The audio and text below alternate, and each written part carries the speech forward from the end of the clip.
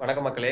இன்னைக்கு பார்த்தீங்கன்னா 30/1/2026 நியூஸ் பேப்பரில் என்ன நியூஸ் வந்திருக்குன்னு பார்த்தீங்கன்னா, இலவச நாப்கின் நாடு முழுவதும் அரசு மற்றும் தனியார் பள்ளி மாணவியருக்கு அனைத்து மாநில அரசுகளுக்கும் உச்சநீதிமன்றம் உத்தரவு.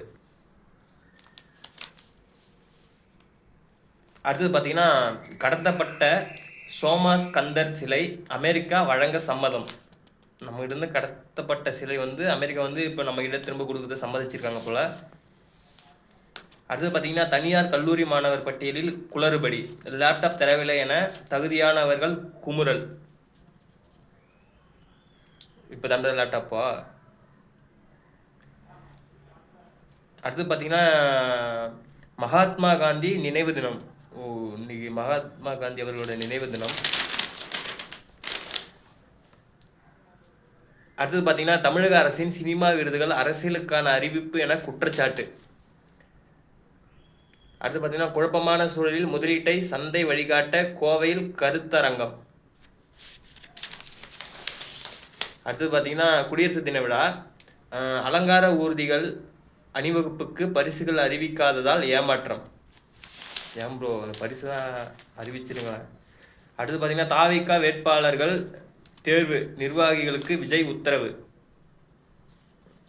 ஆரம்பிச்சிட்டாங்க. அடுத்து பார்த்தீங்கன்னா, மக்களுக்கு எதிரான ஆட்சியை தமிழகத்திலிருந்து அகற்றணும், எம்எல்ஏ வானதி பேட்டி.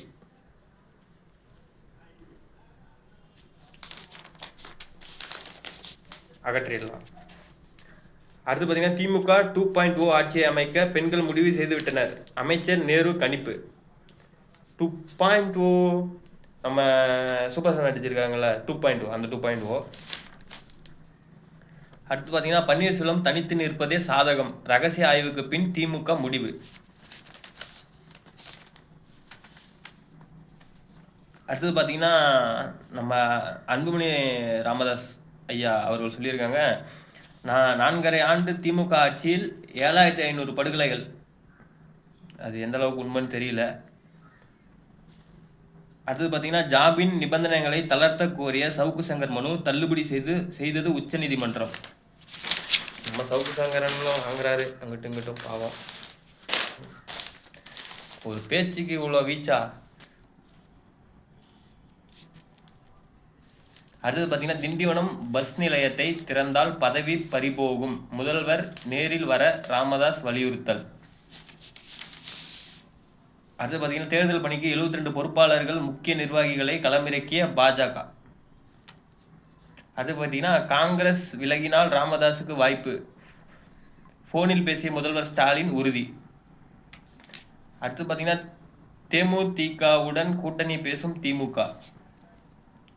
10/11 நான் நினைக்கிறேன். அடுத்து பார்த்தீங்கன்னா, சேர சோழ பாண்டியன் மீது திருமாவளவன் கடும் தாக்கு.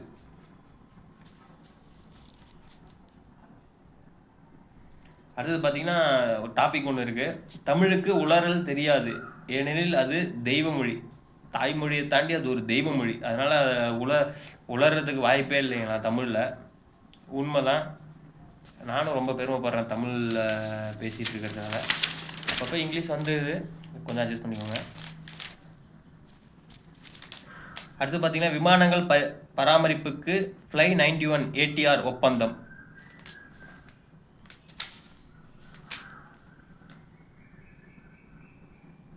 அடுத்தது பார்த்தீங்கன்னா, அஜித் பவாருக்கு கட்சி ஒன்று சேர வேண்டும் என்பதே பிப்ரவரி 2ஆம் வாரத்தில் நடக்கிறது இணைப்பு விழா, மகா துணை முதல்வர் ஆகிறார் பவார் மனைவி.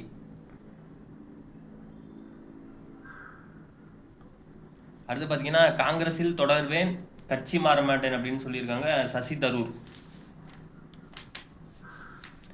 வெனிசுலா கொள்கையில் அதிரடி மாற்றம், எண்ணெய் துறையில் தனியாருக்கு அனுமதி.